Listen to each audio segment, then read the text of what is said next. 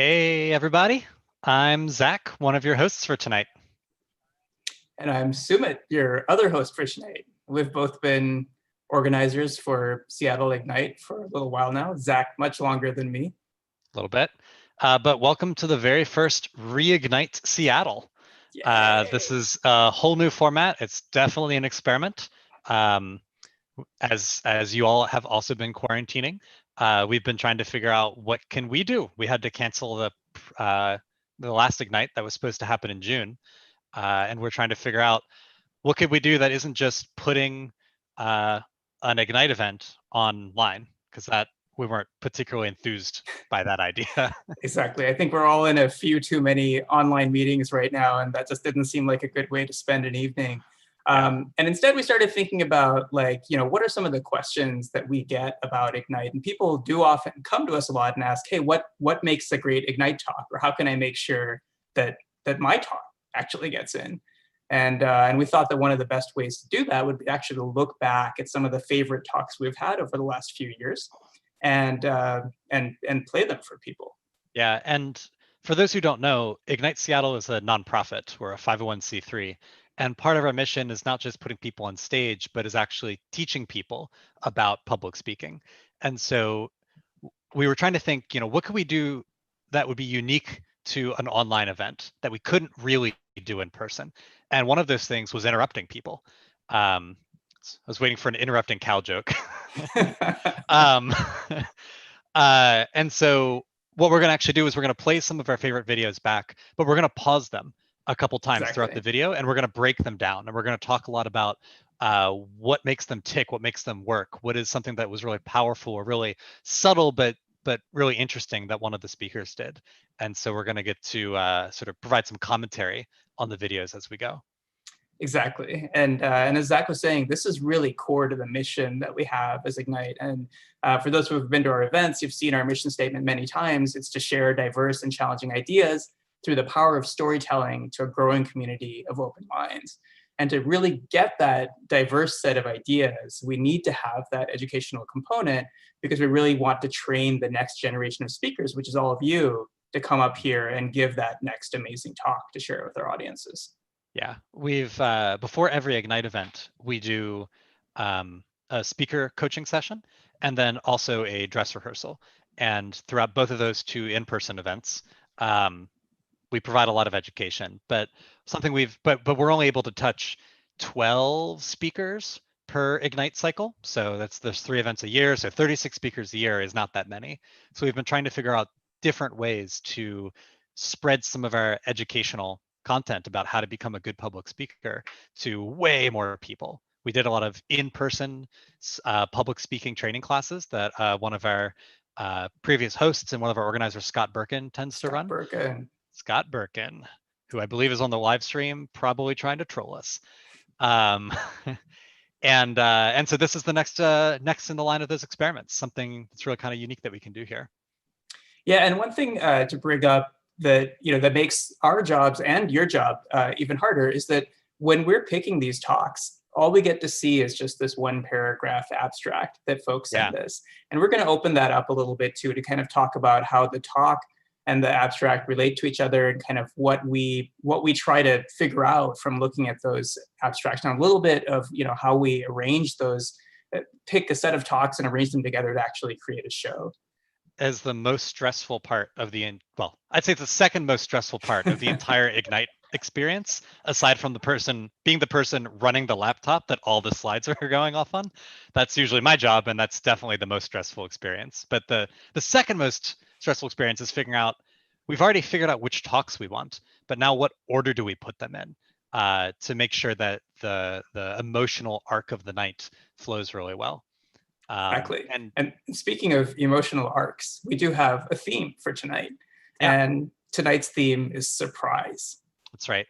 Part of what makes a talk really great is when you think it's going one way and then something completely different happens. It just takes a really sharp turn that is not what you were expecting. There's some sort of surprise in it. Sometimes it's a happy surprise, sometimes it's a sad surprise, but it always really engages the audience in a really amazing way. And so we're going to see a different way to use surprise in all 3 of tonight's talks. They're all going to use surprise, but in very different ways. Yeah, this reminds me a lot of back when I was doing stand-up comedy for a short period of time. And when I first started doing it, I wrote a few jokes, I did a few sessions, didn't get very many laughs. Like, it just wasn't very good at it. And then I found this book by this guy, Greg Dean. It's called The Dean of Comedy. And he had this whole crazy system about how jokes work. And it sounded completely ridiculous to me, but I gave it a try. And then to my amazement, using that system, suddenly every single joke got laughs. And as you might imagine, it was about surprise. And I'll give like this little example. And so basically what he was saying was that the human laugh reaction, just like Zach was saying, it comes from like something unexpected appearing where it shouldn't be. You're going down this road, you're going in one direction, then suddenly you take a left turn and something different happens. And this example he has from his book, which is kind of an old joke, but I think it illustrates the point really well. So I tell you the following story that my grandpa died peacefully in his sleep. And then I follow that with, he had just celebrated his 100th birthday. I mean, that's a story. Nice. Yeah, it's a story. Yeah, it sounds makes like a sense. nice story. Like, it's a nice story. It's not funny. It's not, anything remarkable. But if instead it's sad. Yeah, exactly. But if instead I say, my grandpa died peacefully in his sleep, but the kids on the bus he was driving were screaming their little lungs out, that's a whole different kind of thing, right? Like something unexpected happened. There's the surprise. And in his language, he has the setup, which is the part of the story where you think you know where it's going, and then the punch, which all of a sudden is what you didn't expect and makes you have that reaction. Yeah. So think about that as you're listening to tonight's talks, and we'll point out some hints and some clues, and then talk about it afterwards as well. But again, these 3 talks are going to feature surprise in 3 very different ways, but they're also 3 very different styles of talks. Yeah, they really are very different kinds of talks. So the first talk we're going to play for you is just a great story. Yeah. It's just a really great example of someone who gets up there and just tells a really great 5-minute story. The second talk is a call to change your thinking about something, change how you think about things. And then the third talk is a call to action. So all 3 of these talks are going to feature some element of surprise in very different ways. Yeah, and it's a great spread over the kinds of talks that we get at our events as well. But before we get started, we want to thank a few people. First of all, thanks to all of you for being here. All of you are make Seattle Ignite great. Seattle Ignite is all about community, and thank you so much for being here, especially getting 200 or more people to show up tonight on very short notice. Thank you so much for being loyal fans. Yeah. We'd also like to give a shout out to all of our organizers who work behind the scenes to make these events work, whether they're doing it in person or online. And then for tonight's event, we really want to thank 3 people in particular. One is Tyler, who helped with a lot of the, he does a lot of our event production and a lot of our, as he calls it, the boring stuff, but it's the boring stuff that really makes everything work. So I really want to thank Tyler for all the work that he puts into Ignite and just helping the trains run on time. I really want to thank Nicole, who runs a lot of our social media marketing emails. If you got an email about this event, that came from Nicole, so thank you, Nicole.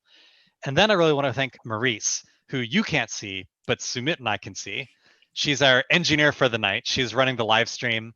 We've got her on Zoom over here, and she is doing an incredible job. Think the character from The Matrix who has like 19 monitors all around them. That's what Maurice looks like right now, just running the whole show. So we are about to get started. As you can see down below, there's a chat. Oh, it's down below for me. I think actually it might be over here on the side of the video. There's a chat. Yeah. So you can put questions or comments in the chat if there's something that you want us to talk about. Drop a question in there or drop something that you thought was particularly interesting or insightful.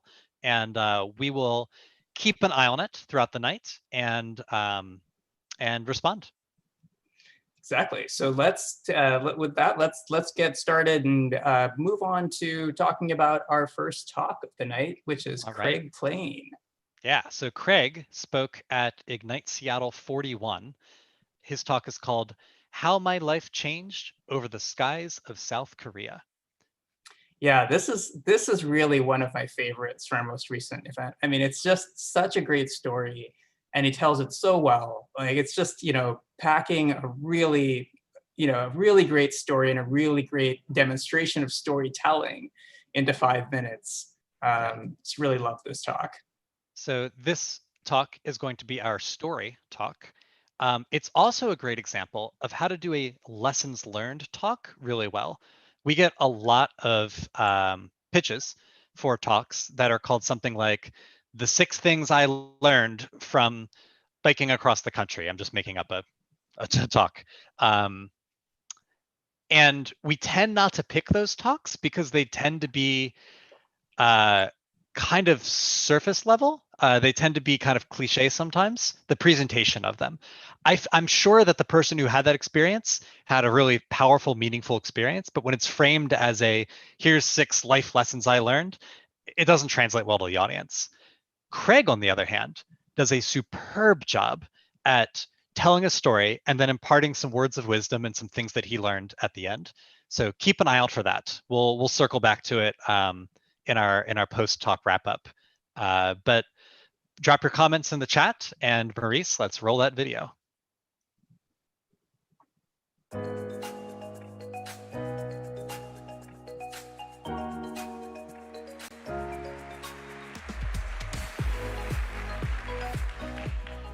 In 1991, I was a captain serving in the United States Air Force. My official duty title was Air Weapons Controller, but I was more commonly called a scope dope. That's because I sat behind a radar scope and I told the good guys where the bad guys were. I did this with about 6 other scope dopes in the back of the E-3 AWACS radar plane based out of Kadena Air Base, Okinawa, Japan. October 3rd of that year, I was walking into a mission. I was greeted by a ranking officer who gave me a card. You see, we're subject to periodic evaluations to ensure that we meet standards, a check ride. Failing a check ride means, well, I could lose my job, or worse, have to attend remedial training. We hated that. So I remember thinking, okay, I'm good, I'm solid, I'm above average just like everybody else in the squadron. So we strapped in and started our flight up to South Korea where we were going to be supporting a large-scale exercise. I was going to be getting a lot of missions that day.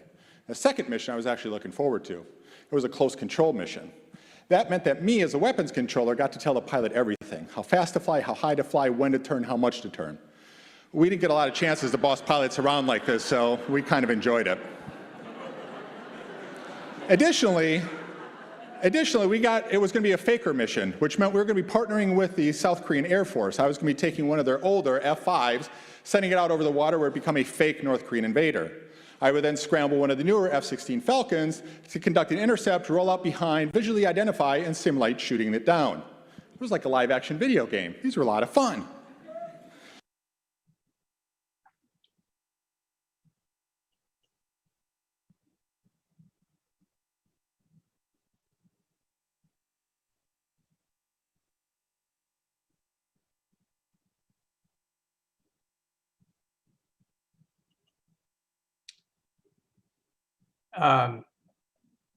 Thanks. Zach, I think you're muted. Okay. Thanks for the heads up. Much appreciated. This is an experiment. We're learning new things. I just learned don't mute your headset in the middle of a live show. Classic video call move. It's cool. Classic. Okay, so we're going to pause it right there. I'm just going to repeat what I just said. We're going to pause it right there. Let's recap what Craig did in the first minute and a half or so of his talk. Within the first 30 seconds, he set the stage. He established the setting. He told you the time that this story happens, and he established the place it happens with a fair amount of specificity. So it feels like you actually can sort of ride along in the cockpit, in the co-pilot seat with him. He introduces some jargon, some of it which he defines explicitly, which is great if you're ever going to define jargon.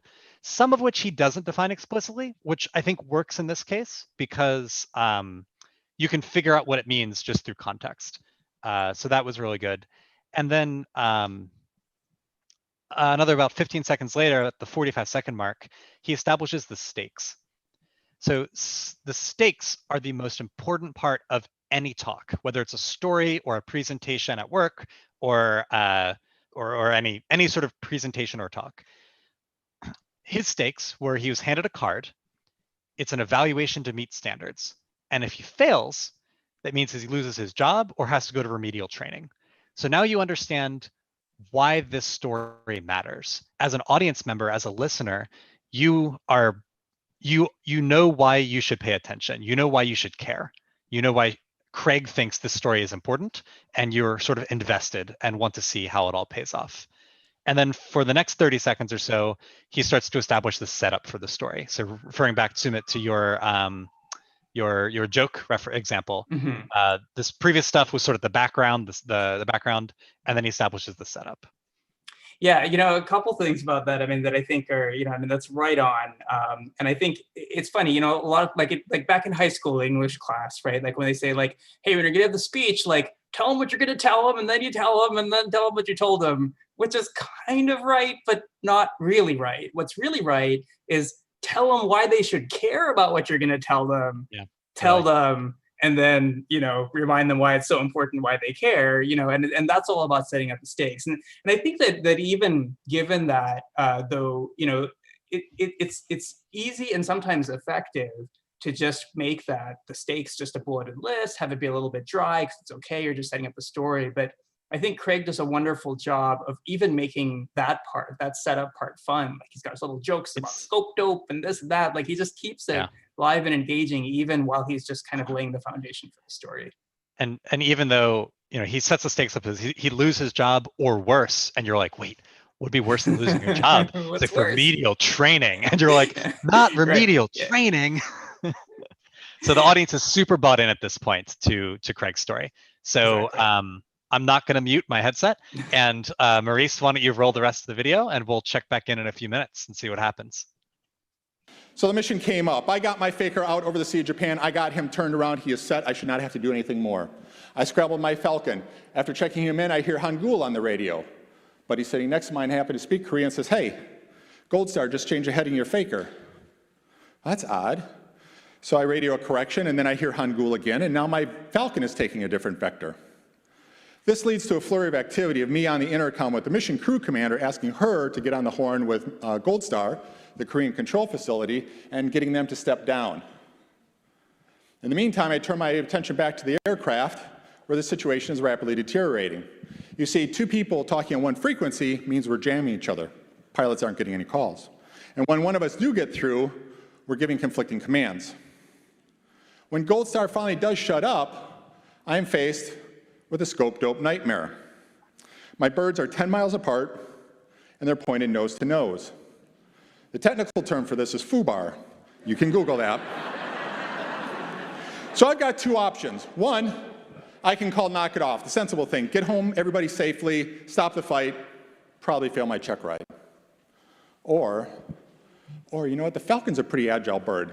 I can kick him south, run him east parallel, come around hard, and complete the intercept. Never seen that done before. But hey, I'm above average, I can do this. So I make the call, Falcon 01, hard right, 180. And immediately I have regrets. We're down to 7 miles. Falcon 01, left 090. We're at 4 miles, 3 miles. At 2 miles, I begin losing resolution on my radar screen. The dots begin to touch. I have no spatial awareness. I'm not sure where they are in relation to one another, and this is no longer very much fun. I make a guess, I take a breath, I key the microphone. Falcon 01, left 270, final attack heading. The two dots join into a giant glowing furball on my screen. And as they do, as they become one, I hear an explosion of sound in my headset. Yelling, screaming, Hangul, English, broken English. I can't make out what's going on. It's a cacophony of Korean chaos. I look at my screen and I swear the dots are not moving. And I realize three things. One, I failed my check ride. Two, I've probably crashed about $30 million worth of aircraft. Three, I probably just killed 2 pilots.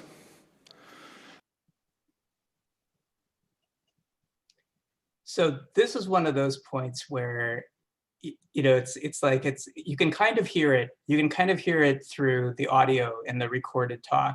But if you were in the room, there were 1,000 people in there who were laughing and cheering him on. Then there was silence. Nothing. At this point, he's 2 people might have died. It's really, and he's done such an amazing job of going from that early kind of jocular fun, kind of talking about scope dopes and stuff, and even telling a few little jokes away, but then building up that tension and building up that tension. And even in that last minute, he's still talking about like being better than average and blah, blah, blah. And then this, you know, it just hits the audience like a brick. Just so much suspense, so much tension. And one thing that he does that I really like that I want to point out is he doesn't just let the tension build forever without any breaks. Like any good roller coaster, a good roller coaster doesn't go up and then down and then you're done. Like, although I guess maybe the Tower of Terror does that, but any other roller coaster doesn't do that. They go up and then they go down, then they go back up and they go back down. They go up and they turn left and they go down. And so as he's building the tension, he cracks a little joke, which breaks the tension. But then that reset helps you get back into the climb of the next one. You know, the first thing he says he learned is he failed his check ride. And then he's like, I just crashed $30 million of flights and I just killed 2 pilots.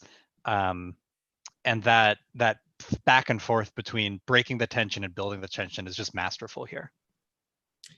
Yeah, and honestly, you know, the first time I heard this talk, I mean, there was part of me that was like, is this a horrible person? Like they just killed 2 pilots and they're laughing, they're telling little jokes. Like, how can this person, like, maybe this is the way they psychologically, you know, got over the experience. This is how they process it. But it was just like, it was a really very, very powerful and shocking moment. Like, talk about surprise. Like, this is, you're in for a big shock. So, want to find out how the rest of this talk ends? All right, let's do it, Maurice. I stare at my screen for what seems an eternity, but it was probably less than half a second when my buddy reaches over and slaps me on the shoulder and says, man, that was freaking awesome. Tom, what are you talking about? You rolled them out perfectly. He came out half mile behind. He was able to take them out with guns. They were arguing with Gold Star that they should do such a good job. Oh. It's good to breathe again. I'm happy to announce that I passed my check ride with above average marks. But more importantly, I gained a new perspective on life that day. You know, when things are going bad, when things are a little rough, I sit back, I take a deep breath, and I ask myself, am I going to remedial training? Did I destroy millions of dollars of equipment? Did I kill anybody? If I can answer no to those, I know everything is going to be just fine. Thank you. Thank you for allowing me to share my story with you. So that was our first talk. That was Craig playing how his life changed over the skies of South Korea. A little mouthful. So I love the twist at the end. This whole talk, you're like, okay, this whole story, you're like, okay, well, it's going to be close, but he's going to make it. And then at the end, what you think is the end, they crash. These 2 pilots died. It's terrible. And he lets you sit with that for just long enough to really try to just really have to sit with it and figure out like how you feel about this situation. Like what you were saying, Sumit, is like he was laughing about this. Like, what is wrong with this dude? And then like more stuff happens. Like, wait, hold on, more things are happening, and then confusing things are happening. And then you find out it turned out okay, and it turned out better than okay, above average. And so that was a really fantastic build-up and then a twist at the end, which is a great element of surprise, as we talked about before. Yeah, it was interesting. So there's some interesting controversy actually when we were selecting this talk, you know, because when we saw the preview, you know, basically, you know, his abstract, he didn't tell us what the outcome was. You know, we just kind of went to that point of tension. We got the title and basically the summary of everything before that twist. Yeah, and we thought, you know, it seemed like it was going to be a really good and powerful talk, but you know, and this is part of like how the sausage is made, you know, of Ignite, is that, you know, we're not just selecting the best talks from the submissions that we get. We're trying to create a program. You know, we're trying to create an overall story and an emotional roller coaster, as Zach was saying, to the event. And to do that, you know, we have to coordinate exciting talks with like sad talks and happy talks with like, you know, really dark talks and things like that. And so we looked at this and we're like, well, this is going to be a really, really heavy, dark one. You know, where would we put it? How do we arrange it? Yeah. The lesson learned, if anyone in the audience here or anyone watching the recording later on is planning on submitting to Ignite, my general recommendation is surprise the audience. don't surprise us. Exactly. Because we legitimately almost didn't pick this talk. Yeah. Because we're like, I don't know if I want to put someone on stage who just crashed 2 planes into each other and killed 2 people. It's like, that might be too heavy for this audience. Especially given the other talks that we had set up already. Right. So I'm so happy that we went forward with it. But but Craig, if you're out there, don't surprise us next time. Surprise the audience. Exactly. I want to talk a little bit about his timing, because he's just so good at it in ways that are subtle. And I'll be full disclosure here. I've been watching these talks over and over again for like the last 5 days to prepare, and I've probably seen this one about 10 times now. And there's a lot of little things he does that are just masterful. So for instance, after he does the big reveal, he actually bends his whole body over and goes, whoo, you know, and that, you know, and it's how I felt. like yeah, and you know, and so he gives the audience the permission and the time to come down from this crazy tension that he's built up, and it's really important. Like, you know, you're building up to these heights, but you also have to give the space and give the audience permission to laugh and relax from this crazy journey you've taken them on. Likewise, like when he does the lesson learned talk, it's subtle, but he makes this little pause between each of those bullet points so that people can laugh. And you'll notice if you go back and listen to it 50 times, as I have, that like the laughs get a little louder after each bullet, and they completely erupt when he's done, because the audience knows that he's done talking and there's permission to laugh there. And this is one of the other things that I remember from that joke book too, is like, hey, if you're gonna tell a joke, don't just keep talking, because if it worked at all, people are gonna laugh and they're not gonna hear what you're saying if they're laughing. But the important corollary to that is, if people don't laugh, keep talking. Definitely keep talking. Yeah, that's true. So before we move on to the next talk, I wanted to call out one more person that I'm very sorry that I forgot to mention earlier. So Emily is also someone who works in her social media. She's done an amazing job getting this publicized, and you know, and we definitely owe both her and Nicole for getting this talk out there. We literally came up with this idea 2 weeks ago, and have been amazing at just getting 16 days ago. Out. Yeah, and we had, what was it, 260 registered today or something? Like, I don't know, it was a lot. It looks like we've got 83 people in the live stream right now, which is great. It's great. One more thing I wanted to say about this talk is just going back to the lessons learned part of it. So what makes traditional lessons learned talks just feel cliched and they're very difficult for the audience to connect to is it's about the lessons learned, not about the experience that you had that taught you those lessons. Yeah. I don't really care what you learned from that time that you jumped out of a plane and the parachute fell off of your back without deploying. I don't really care about what you learned from that experience. I want to hear the story. And then at the end, you can like help me understand like what changed, how you changed your life based on that experience. But I don't really care about that so much as I care about hearing the story. And once I've heard the story, then I can understand how that impacts you a little bit better, and I can connect with that better. But if I haven't been able to connect with your story, if I don't feel like I was there too, then I can't connect with the lessons that the lessons just feel cliched. Yeah, absolutely. And this comes back to that whole stakes conversation again. It's kind of that very end bit where you're talking, not just telling them what you told them, but you're telling them why they should care about what you told them. Yeah. Right? That's where that opportunity is. It's kind of like, you know, and without really having the motivation around there, like if you didn't have that beginning part, didn't have the meat of the story, like it just doesn't really land to just kind of list some philosophical points for people to be thinking about. Yeah. So before we roll into the next talk, I actually want to give a little bit of a background about what Ignite is. I mentioned it was a nonprofit, but for anyone who hasn't been to an Ignite, or other than Craig's talk has never seen an Ignite talk before, an Ignite talk is 5 minutes long.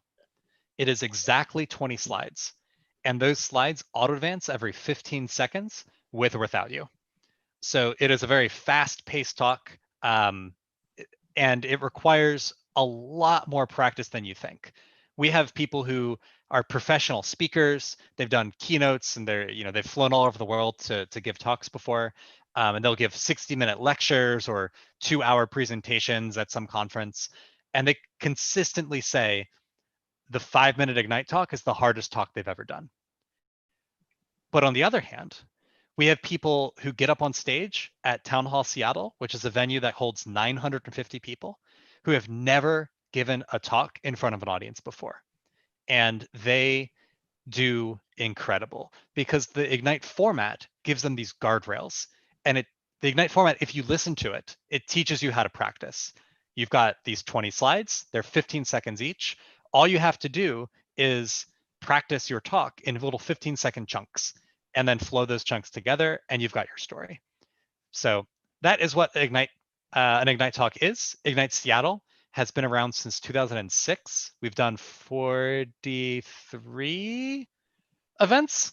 Definitely should have looked that number up before. I tried to say it. Yeah, that's a little bit of a background on Ignite. Sorry for not including that at the beginning for anyone who's really confused right now. Yeah, and the one thing I'd add to that is that the event has evolved quite a bit over the course of time. And in the early days, and I think Zach and I have both had some participation of it in the early days. Like, it used to be much more tech focused, but at some point we did a bit of soul searching. It was basically 50% tech people and 50% Burning Man people. Yeah.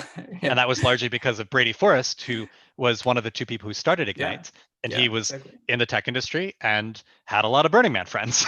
And so Brady started this event to got all his friends together. And that was sort of the initial community of Ignite. And that really drove a lot of the initial philosophies behind Ignite of everyone can speak. You know, this sort of radical, like, there are no barriers here. You don't have to be a professional speaker to be able to give an Ignite talk. Ignite talks don't have to be TED Talks. They can just be a story about a thing that happened to you this one time. Yeah, and as time went on, we also began to notice that there's a lot of tech talk venues in Seattle, and there's a lot of burner event venues in Seattle as well. And we were like, we have a community mission here. What about stories from the community? And that we really started to change our focus to be like, hey, we want to hear stories, from people who are going about their lives and amazing things happen to them and they learn amazing things. And what's really cool about that is, I've definitely noticed, I'm sure everyone, on the organizing committee has noticed that the audience has really evolved as we've done that. Like, you look at an audience today and the spectrum of ages and backgrounds that people are coming from is really, really cool to see. And it's because the stories that people come up are just stories from all across that spectrum as well. One of the things that's always been really important to Ignite, and this is a good lesson for a lot of events, is diversity of our speakers.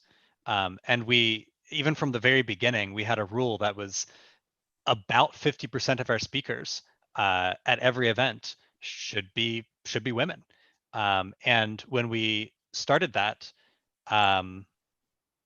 we saw that the number of submissions from women started pretty low because of the tech community and just standards and ways that things tend to be in the tech community. But as we continued that dedication, as we continued that rule, and people showed up and saw that at least half the speakers were women, more and more and more of our submissions came for women, until the point where it was more than 50% of our submissions came from women.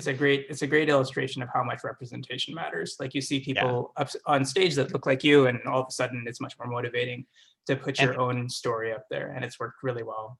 And what ends up happening is we just get a better diversity of talks and a better diversity of topics. And we hear from more people who have things to say that we don't normally hear in our bubble that we typically live in. So that's something that's always been really important to Ignite and really important to all of the organizers at Ignite. And that is a great segue into our next talk. So this is Rovina Broomfield, who I met when I was giving an Ignite talk. She was in the same class that I was, in the same cohort for Ignite 37. And her talk was, So You're Black in Tech. And it's a talk about changing your thinking. And honestly, it is one of the hardest kinds of talks to pull off, because there's no story, so there's not nearly as much of a just story to tell. This is a much more cerebral kind of thing. You're really trying to get people to not just change what they're doing, but actually change their perspective and how they're thinking about something. And there's so many ways for that kind of talk to just land in the wrong way. Yeah, it's easy for talks where you're trying to convince someone to think differently to end up being either preachy or boring or just sort of flat, or like you're being talked down to. It makes everyone tune out. But this doesn't fall into any of those traps. Yeah, exactly. And as you might guess from our theme, there's also a surprise in this talk, but that's definitely not all of it for this one. And what she does structurally in this talk is really subtle and clever, but we're not going to tell you all of it beforehand because we kind of want to, we want to reveal it as it's going along. So really, I think the best way is to start. But before we do that, please, if you have comments or questions, please drop them in the chat, and we'll be looking at that as we roll. So with that, let's start the video.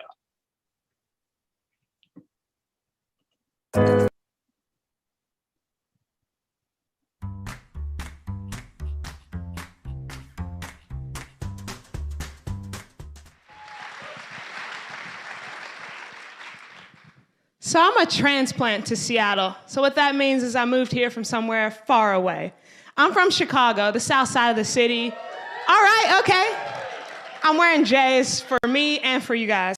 But I moved to Seattle 6.5 years ago, and there are a couple things I had to learn pretty quickly.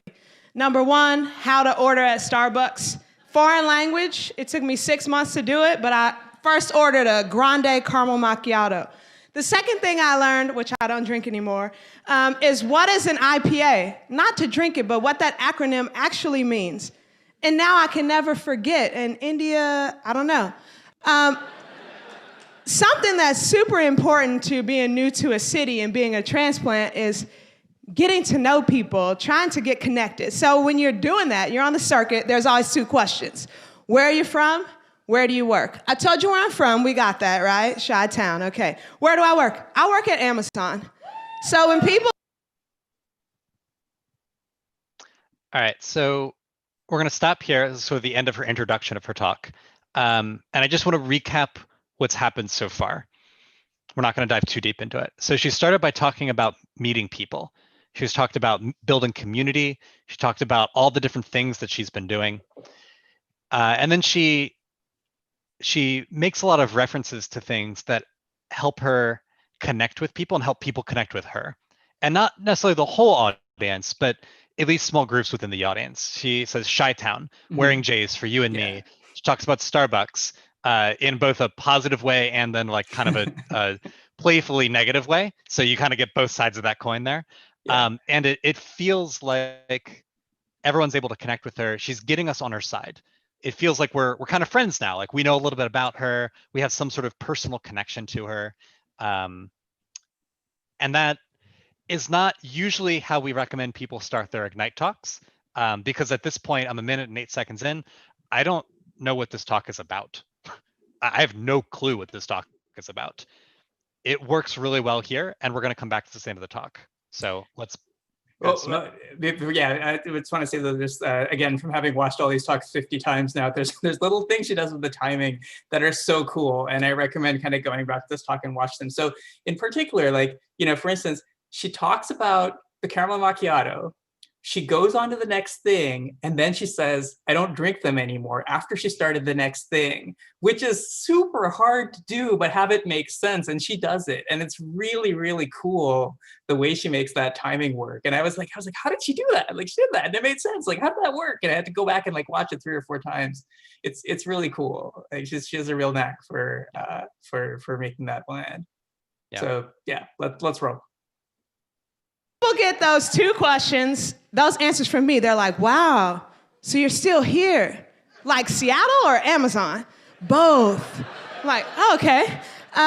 So why is that surprising? And it kind of goes down the same path each time, being, so are there Black people there? I hear life's really hard. Do you code? What goes on behind there? Ooh, must be really tough. And it doesn't matter where I am, a coffee shop, a happy hour, or a brunch. And I love brunch. And the reason I'm here is because of a brunch.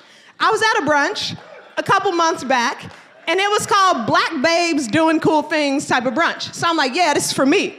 And so there was a woman talking about entrepreneurship and her passion, and she's like, I'm the unicorn, and I'm here to talk about a unicorn experience. And I was like, Oh no.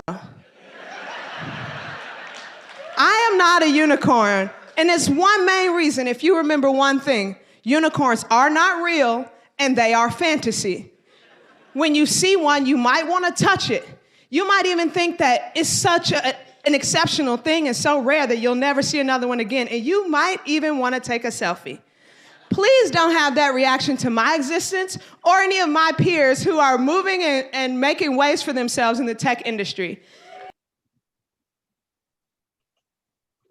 So there, she just lands that like unicorns are not real, they are fantasy. And surprise, like she was just being all casual, she was just telling you stuff, she was being your friend, like everything was cool. All of a sudden, boom, unicorns are not real and they are fantasy. And we've all heard phrases like that, and I think it's so often that they just fly by us. We're like, oh yeah, unicorn, something, something. But she's like, no, do not have that reaction to me or to others you see making waves in the tech industry. And it's like, again, like the record needle has stopped. Like everyone's right. It's like a silent. record scratch. And everyone is silent in the room. And they're like, oh man, like I've done that. That's bad.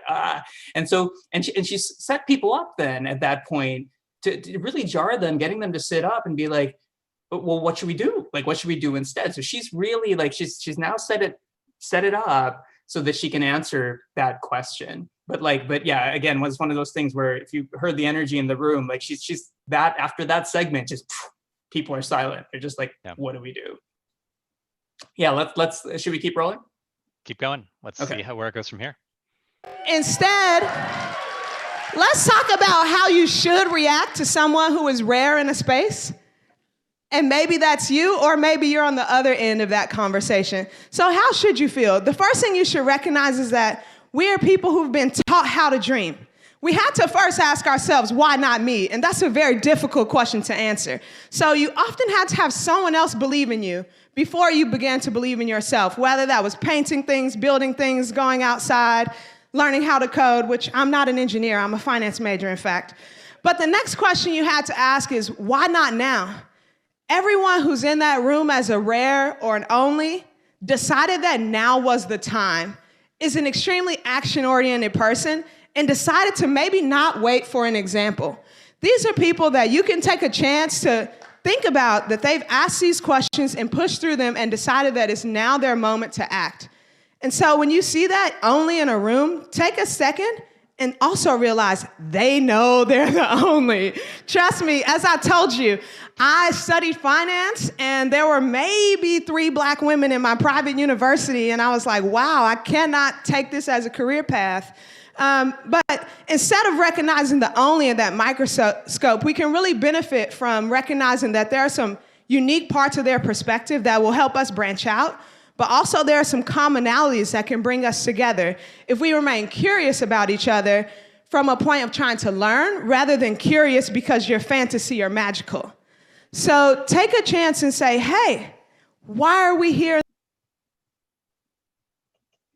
So we're gonna take a brief pause here before we let her bring it home.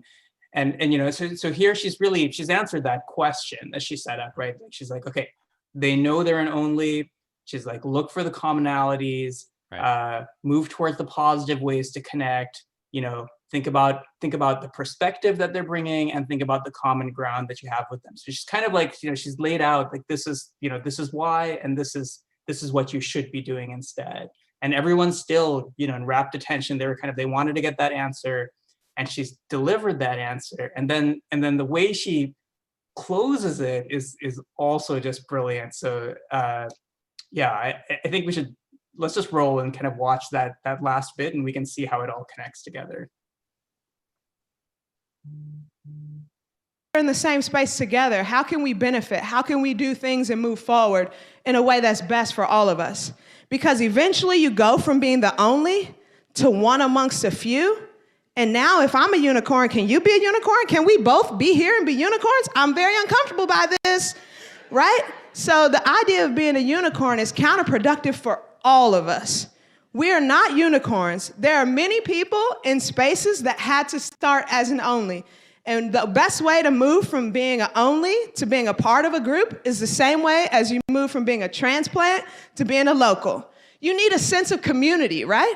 So you need to feel like this is a place for you, that you're welcomed into the environment, and that people kind of think you're cool. That's what community is. And so if you really want people who are transplants, people who are Black in tech, or just a rare person in the room to feel welcome, give them a sense of community. It's pretty straightforward. Let's go from transplants to being locals. Thanks, guys.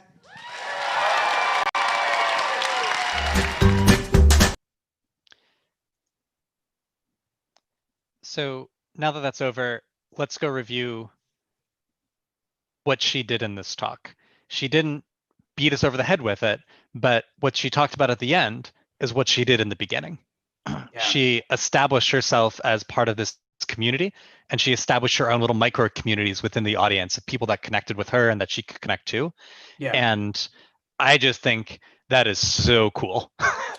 Yeah, and I think it really wouldn't have worked as well if she didn't do that. Like, she could have just talked about that middle part, that core of that, hey, like, it's problematic to call people unicorns when they're onlys, they know they're onlys, and just kind of deliver that central part of the talk. Yeah. But that rapport building she does in the beginning, then she just slightly reminds us at the end that's like, oh, hey, only to group is kind of like transplant to local, and then you're like, oh yeah, like, and you realize that, at this point, she's, and it's just like, I just love the way that she does this. So she talks about, like, how do you become a local? It's kind of like, well, you have some common ground. People think you're kind of cool. It's like, well, we think she's kind of cool at this point because she told us about Chi-Town, and she told us about wearing J's. She told us about Starbucks and all this stuff. And it's just really clever to, it makes me think about some of the talks that I give, to think about, like, how to really just, such a subtle way to kind of set that up. And she makes it look so easy, which makes you think about and realize how easy it is to do that little bit of extra work at the beginning to help someone feel like they're a part of the community. Is just really masterful. And I think she probably could have started with that. I was at this brunch and someone called themselves a unicorn and I'm not a unicorn. She could have started with that unicorn imagery and it would have been a really dramatic start. Yeah. But I don't think it would have landed. And I don't think it would have connected with the audience as much. People would have like cringed a little bit maybe because they're like, oh, I can see how that would have been really weird and awkward. But exactly. But if you're calling for the audience to change their perspective, you need to get them to connect with you first and see you as someone who they like and see you as someone who is like them in a lot of ways. And then you have the ability to help adjust and change and redirect their perspective. Exactly. Because otherwise you end up in that lecture place, that you're just preaching to people, and people, even if they recognize that your idea is inherently worthy, like, they don't connect with you and they're not as motivated because there's not that personal connection. Like, I like to think of this talk as like a sandwich. Like, she starts off and she builds this rapport. That's some bread. Like, that's fine. That's easy to digest. And then we hit this payload, the meat of the talk. There's this unicorn image and the explanation, what we can do instead. But then we end, with this kind of like, hey, it's all about building community, and it's that bread again. Well, actually, I guess it's kind of in a circle. So maybe instead of a sandwich, it's more of a wrap, actually. I hate you.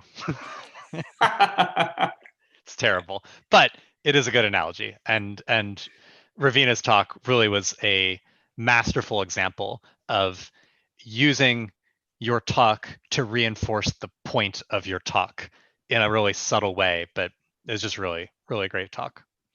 So as we transition to the next speaker, I'd like to thank someone else from the Ignite crew. There's a lot of people who make an Ignite event happen and who make the Ignite organization happen. But someone that I think is particularly relevant to this event is Scott Birkin. So Scott was our host for a long time. You may know him as the man with red pants and the man who wrote the book, The Year Without Pants. He's got a thing with pants. It's all about pants. I don't know what it is. But Scott is not only our host, but our speaker coach. And two people tend to come to the speaker coaching sessions and the and the dress rehearsals. And that's me, because I'm the slide wrangler and the speaker wrangler, and then Scott, who's the speaker coach. So I've seen Scott give his, intro to public speaking lecture, I think literally 28 times at this point. But I have learned so much from watching him work with speakers on their talks that I just wanted to thank him for his involvement in Ignite, even though he wasn't super involved in this event, because his involvement in Ignite is the first time we had someone focus on helping the speakers become better public speakers. Before that, we might have emailed them like 3 or 4 bullet points of suggestions of what tends to work well and what doesn't work well, but we didn't give them any coaching. So Scott is really responsible for raising the ceiling a little bit and raising the floor a lot. And that's not by being more exclusive, but it's by bringing people along and helping them learn and become better public speakers, which is all what our mission is about. Yeah, honestly, I the first time I saw Scott give his talk was when I was speaking at 37, and then being a guest host, and other times I've seen him give it several times since then.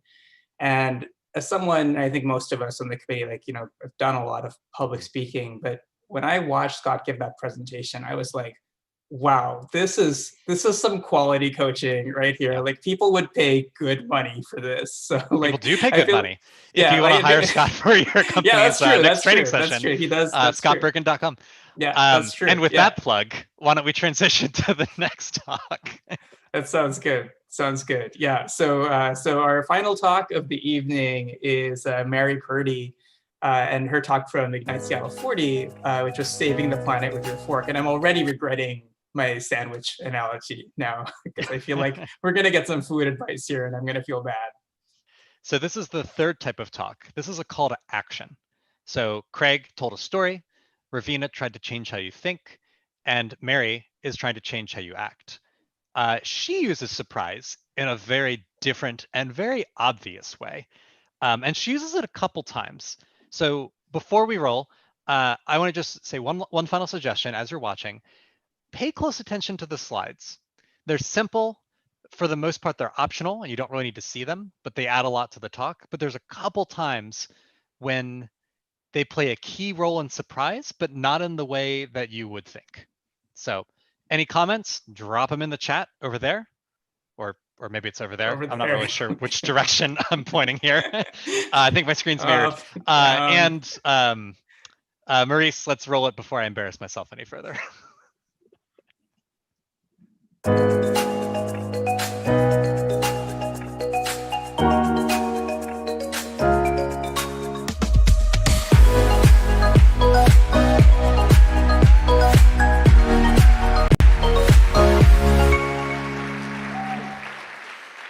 We were warned over a year ago by the United Nations that if we did not reduce our carbon emissions by 45% by the year 2030, we would be in for a world of chaos and catastrophe. That means more droughts, more floods, air that we cannot breathe, soil and land that we can't use, and ultimately a shortage of resources that we all need to survive, like food and water. And things could get ugly. But I'm not here to bring you down. I'm here to lift your spirits. Look at these cute kittens. The fact is that we still have time to do something about climate change, but it will require effort. And that, my friends, is where you all come in. What you don't know is that 1/4 of our greenhouse gases come from our food system. That is how we grow, transport, produce, consume, and waste food every single day. But this is good news, because we all eat every single day, sometimes several times a day, if we're lucky. And while I know the choice is not there for everybody, for most of you it is. And what you choose to eat or not eat makes a difference. I can feel some of you getting nervous. Here's the deal. I am a dietitian nutritionist, and whenever people come to see me, they're always nervous. I'm going to take away their bacon and their chocolate and their coffee. But that's not how I work. I don't start by taking away. I start by adding in, like collards to your bacon and cinnamon to your coffee and berries to your chocolate. So much easier, right?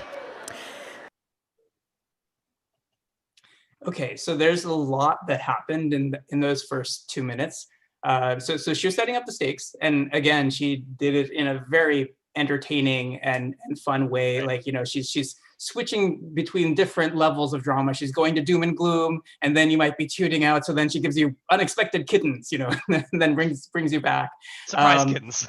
Surprise kittens, exactly. And then she throws in more facts, but then she also ties it to this very personal way to the individual. It's like, you all eat, and I also, there's some subtle stuff going on there too that I really appreciated. So she calls out our privilege, like in the midst of doing that. Like, for instance, you know, she talks about, you know, you all eat several times a day if you're lucky, and then she talks about, like, you know, hey, the choices in the food that we make, not everybody has that choice, but most of you do. And I think that's, you know, it's important. She's not making broad blanket statements. She's being really careful. And actually, I have to say, watching this talk right now in 2020, after breathing pure smoke outside, you know, for like the last week, seeing that comment, the slide she put up early on about how, you know, it's air we can't breathe. It's like, It's real.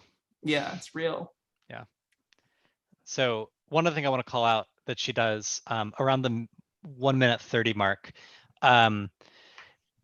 people have heard this before. None of the things she's talking about are new. There's no breaking news here. So it's possible that people may start to tune out. So she acknowledges that some people are probably tuning out. So she starts to establish her credentials. And she also acknowledges some common objections and concerns that she thinks the audience is probably having. So, you know, you've seen this before, you've heard this stuff before, you're tuning out, you have all your normal complaints, and she acknowledges them, which makes you sort of pay back attention again. It's like, oh, you're listening to me, even though I'm not talking because I'm sitting in the audience just thinking. It's like you're listening to what I'm saying and you're acknowledging it. And then you're saying something that kind of moves past it. She's like, now you're afraid I'm going to take away your bacon. And you're like, I am afraid you're going to take away my bacon. She's like, but I'm not going to take away your bacon. And I'm like, oh, now I'm interested. What are you going to do? Yeah. And so it's a great way. And she does this a bunch of times throughout the rest of the talk. So pay attention. And sorry, I keep interrupting you, Sumit. Go ahead. Oh, no. I was just going to say that I think it's you know, this is an interesting general thing that she does that I think applies to a lot of talks. Like, you know, she's establishing credibility, as you're saying, but she's doing it in a way by showing instead of telling. And I think that's really cool. Like, so, you know, a lot of times when people want to establish their credibility, it's like, hey, you should listen to me. It's like, here's my PhD in this. And like, you know, here's all the job roles I've had and blah, blah, blah, blah. And people are like, okay, resume. Whatever. And, you know, but the way she's establishing credibility is that she's demonstrating how well she knows her audience and how people are going to react to the things she said. And you know that when she's predicting that stuff beforehand, she's heard it all a million times. Like, she's been there, she's done that. She knows all that. And she's showing you that, like, she knows exactly what she's doing, but she does it in this, you know, very showing kind of way. Yeah. It's really great. She's going to do it a lot more. So let's roll the rest of the video and pay attention to what she does. So I'm imagining that you all have come to see me for a nutritional counseling session sent by your doctor, Mother Earth, for your current condition, climate change. Welcome. So glad you're here. Have a seat. I love this section. Now, maybe you're that person who's in denial. It's too scary to think about. I understand. Or maybe you're like, I'm not changing my diet. I like things the way they are. I get it. Or maybe you're thinking, gosh, there's something I could do? Yes. I got 4 ideas. Number 1, we consume a huge amount of animal protein in this country. It contributes to 15% of our greenhouse gases. That is because of cow burps, because of pollution, and because we are deforesting lands to grow feed for our animals. But you don't have to be vegan. You can if you want to, but you don't have to be. Look how much that squirrel's enjoying those nuts over there, right? This is just about replacing some of your meat proteins with plant proteins. And look, all these great foods you get to have. A little hummus, some lentil soup, edamame. And if you love the taste of meat, then just combine beef with beans and make yourself a chili. Point number 2. We waste a third of the food that we produce in this country, which contributes to 8% of our greenhouse gases. Now, this is because we let it rot in our fridge, farmers can't sell it, restaurants throw it away. But you can buy produce that is less than perfect. And you can buy produce that lasts longer in your fridge, like cabbage and carrots. And when those carrots start to wilt, throw them in a soup. And that best before label, it is just an estimate by the food company about the time they think the food will taste best. Whew, this is a lot of information. Let's pause, take a breath, look at some cute pictures of more animals. And just know that all the animals behind me are either endangered or extinct. Moving on. So I want to walk through what she's done for the last 2 minutes, but I got to start with that. She acknowledges the tension. She's like, whew, this is heavy. This is a lot. And then she breaks the tension. Here's some pictures of cute animals. And everyone laughs. It's like, oh, look at those animals. They're so cute. I love cute animals. And she did this once before with the kittens. So she has got a pattern of breaking the tension with cute animal pictures. Works great. And then she twists the knife and she's like, oh, so they're all extinct. And it both drives the point home, breaks the tension even more, but then ramps the tension all the way back up. It's like 10 times higher than it was just 10 seconds ago. And it just, if your attention was wandering away, she's got you for the last minute of her talk. Like, you are not wandering away after that. Just absolutely incredible. Rewinding back to after our first break, she sets up 3 personas that most of the audience can identify with. Maybe you're in denial, maybe you're stubborn, or maybe you're open to change. And now everyone in the audience feels like she is personally acknowledged them, because they most likely fall into one of those 3 personas. So again, if you were wandering away, attention-wise, or physically, I guess, but if you're wandering away attention-wise, she's got you back, because now she's talking to you. She's not talking to the audience. So that was a really fantastic technique that she used there. And then she does another thing that she's done a bunch of times. She lays a lot on you, and you expect to say, you got to go vegan. It's the only way. And you're just like, ugh, I'm not going vegan. I'm not interested. And then she offers an unexpected suggestion. Beans, chili, do something else. And so every time you try to daydream, every time you try to wander away, she acknowledges the reason that you're wandering away, the reason you're losing interest, and then she pulls you back with something unexpected. And then she just ends that section with just her masterful, just knife twist. When this talk happens, so my job is like running the slides at Ignite. I sit there with my laptop and I hit go at the beginning of their talk, and then I'm not supposed to do anything for the next 5 minutes because the talks are running on auto advance, but I have a timer with a little stopwatch on my phone that's running every 15 seconds, just in case something goes wrong with the slides. Then I can jump in and manually advance the slides and help the speaker recover. I was crying when that happened. I was weeping. My eyes were closed. I was doubled over in laughter. I was not paying attention. The audience cracks up. I just lost it. It broke me when that happened. It was just one of the funniest moments I think I've ever seen in an Ignite talk. I just absolutely loved it. One thing I wanted to call out too is that just like we were talking about before, how she was establishing her credibility by showing the she already knew her audience well. She's also playing a bit of a chess game here. She's a couple steps ahead. Like she's kind of like, hey, some people are going to think this, so then I'm going to say that, and then some people are going to think this, so then I'm going to say that. And it's remarkable how effective that is. Like, as a list, that would be really boring. Right. But she manages to do it in a way where she, like Zach was saying, it kind of brings everyone in. And it's kind of like, oh no, you think that this talk isn't relevant to you? No, come back in. No, like you think it's not. No, come back in. And it's kind of masterful in that, like, behavior change is always hard. And kind of bringing it to the people in that way, and kind of really thinking through the reactions, I think it was a really good strategy. I love that analogy, and that hasn't come up before. And I don't know if I can really think of another Ignite talk that I would describe as playing several turns ahead of the audience. That is not something that, now that you're mentioning it, that's not something I can really recall another Ignite talk doing this well. And that's really cool to see. I think it's a really fantastic analogy for what she's doing. Shall we see the end game? Yeah, let's roll to the end. Let's see how she checkmates the audience. We throw away thousands of plastic bottles and coffee cups every day. This is similar to the emissions from 200 coal-powered plants. But you have options, you guys. You can purchase cool metal and glass containers and reuse them. And for God's sake, you can bring your own damn coffee mug to the local coffee shop and carry that thing out of there like a proud citizen. Thank you. The average meal travels 1,500 fossil-fueled miles to get to your plate. So instead of buying that apple from New Zealand, you get to have a Washington State-grown Gala apple. And support your local and organic bakery instead of buying bread from the East Coast.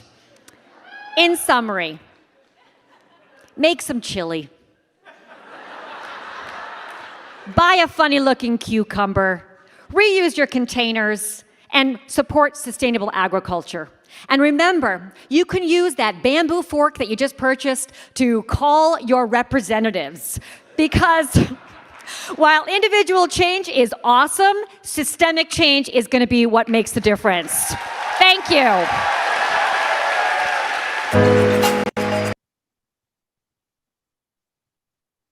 So she wrapped up in a really interesting way. She made some more of her points. I love the summary of all of her points that she gave. She recapped all of the points that she made, but in a pithy and short and concise way. She got through 4 or 5 of them in 10 seconds, and left you with really memorable little snippets to remember those sections by. But then she wrapped up by acknowledging one last common objection. You could have been with her this entire talk and been like, yeah, gonna keep eating bacon, but gonna mix in some berries.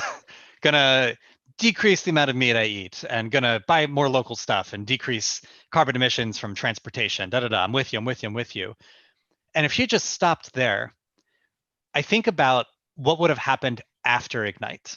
So you'd be walking out of the venue, you'd be walking to the after party, back when after parties were a thing that we could do.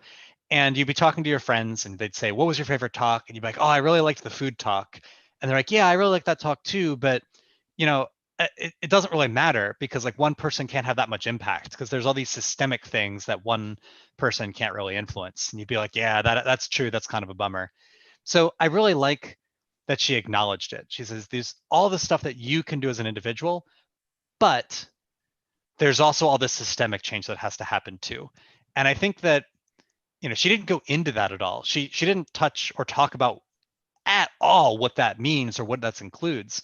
But the fact that she acknowledged that final objection and then sort of brushed it away meant that the conversation after Ignite can focus on the things that she did talk about and how people are going to change their behavior as opposed to the thing that she didn't talk about. So I really like how she ended her talk there. Yeah, that's a good point. When I first heard that, I wondered a little bit whether that, because you've been talking so much about personal change throughout the talk, and then there's a bit of a shift there. But you're right. I mean, in some ways, it is, continuing in that chess game motif we were talking about before. It's just, it's also one more thing that people might be thinking of as like, well, what about systemic change? And she's like, yeah, I've got you. I'm covering that part too. The other thing that I want to point out that I think is really cool and kind of subtle is that, most people, I would say, when they do finally get to that lessons learned slide or the summary slide, most people do, and Craig did this, they still kind of pretty much read what's on the slide for those last few things. But she didn't, she had on the slide, it said, mix vegetables with meat. What she said was, have some chili, and it was really great because it made that last slide where it's like, oh yeah, I know what's going to happen now. She's just going to read the conclusion bullet points like everyone else. So it's like, no, she's still kind of mixing it up in this really interesting way. And I thought that just added like a lovely final touch to just a really beautifully put together talk. Yeah. So this style, we talked a lot about surprise. She clearly uses surprise in a masterful way. She sets you up with a bunch of really tense, heavy stuff. Then she surprises you with pictures of animals, and then she double surprises you because all those animals actually connect back to her talk again. And that wasn't a surprise at all. Surprise. That style works great for her, but as we've seen today, it's not the only way, right? I think I don't know Mary that well outside of Ignite, but clearly she was being herself up there on stage, and that style it just works really well for her. So a big part of being up on stage and giving a great and engaging talk is being authentic, and you can practice and still be authentic, and you can iterate on things and still be authentic, and you can learn from others and learn tricks and see what Mary did and see what Rovina and Craig did and integrate some things they did and still be authentic, but still have your own style. And I think that's a really important thing to call out. Yeah, no, I agree. And it's something that I definitely noticed when I was watching her, like even some of the best speakers, and I mean, it's complicated. You're up there, there's a whole audio setup. You're trying to keep the mic in the right position with respect to your mouth. You're trying to stay within this red circle we make for people. But there's a lot of stuff that Mary does within those constraints that lends to that authenticity. Like, you know, like when she says edamame, like she does a little dance, you know, or when she's like, come on, and she spreads out her hand. Like there's a lot of things she does which are, you know, and I mean, it may look like what she just normally does, but doing that and still making sure the mic's in the right place while you're talking is not easy. But she's doing that, and I think it really and I think you can't see it quite as well in the video as it lands in person, but it really punctuates that to have the person just really being, you know, interactive and live and real with you in that way. Despite all the constraints of this environment and this large public speaking venue and all of those kinds of things. Yeah.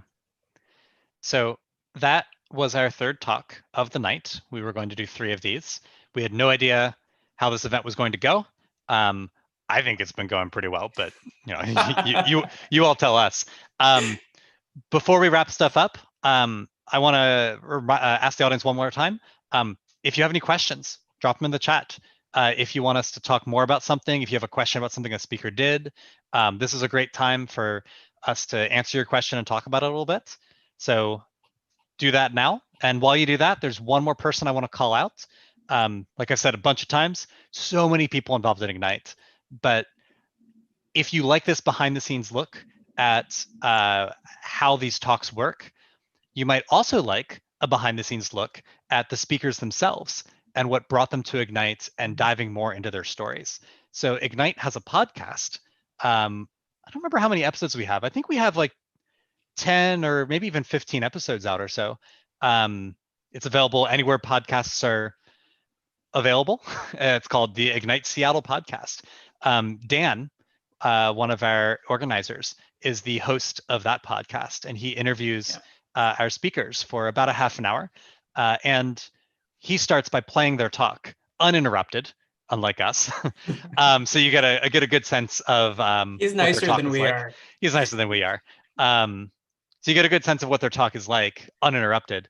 And then he has just a really great back and forth with the speakers and asks them really insightful, interesting, and deep questions to find out more about them, what brought them to Ignite, how their story sort of evolved.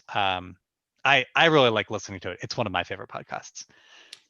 Yeah, and speaking of which, I think it's, you know, and you know, as Zach is making clear, like we're not going to be able to mention all the different people who play a part in the huge machine that makes Ignite work. But another one to call out here that you might notice is from watching the videos and the production quality of them is like some of the great partners we've had over the years. And you know, Punch Drunk Videos is one of the ones who most recently has been working with us, but they take, you know, a number of cameras, footage, as well as slides, and you know, they put in the motion graphics and the theme music, and like, and again, having watched each of these talks 50 times, I can tell you like the cut points that they make. I'm like, okay, wow, like, because I know, like, I'm like, I was walking on stage right after Craig was done, and they clipped it, you know, just so they had the moment, but they still got the audio to say, let's hear it up for Craig playing, and they really do an amazing job, and that's part of the thing, like, you know, Ignite is not just a community event in terms of all of you and the audience and the speakers. It's also a community event in terms of those of us who work behind the scenes to kind of make things go. It's a whole bunch of volunteers and a whole bunch of love to really make this thing work. Yeah. So got a question from Emma. Emma Milner, thanks for tuning in. Oh, hey, Emma. First time watcher, first time question asker. This is the first time we've done this. Have you said what the future of Ignite looks like? No. So like I said at the beginning, we canceled our June event, bringing 950 people into the same room in real life would have been grossly irresponsible and I think illegal at the time. So we canceled our June event. We were supposed to have an event in October. That doesn't seem like that's a good idea either. At this point, we're just sort of playing things by ear to wait until we can do in-person events again. But yeah, you know, we talked a lot about having an Ignite event, but online, and we just struggled, honestly, to build up the enthusiasm for that. You know, there's so much passion and so much energy and so much excitement that happens in person. And I don't know, personally, I'm not gonna speak for everyone here, but personally, I was just worried it would feel kind of sad to miss out on all of that. Yeah, we've had a number of really great, very passionate and very long conversations about this amongst the organizers.